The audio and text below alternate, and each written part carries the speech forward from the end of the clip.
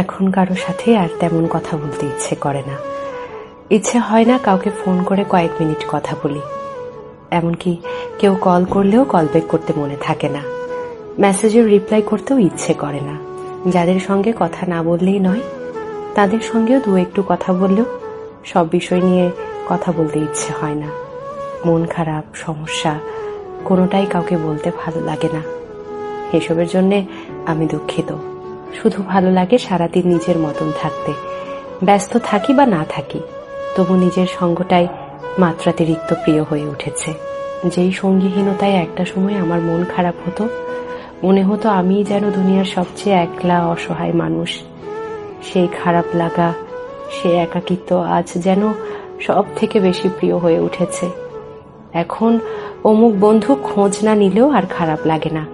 কেউ ভুল বুঝলেও নিজেকে আর প্রমাণ করতে ভালো লাগে না। যারা আমার উপর অভিমান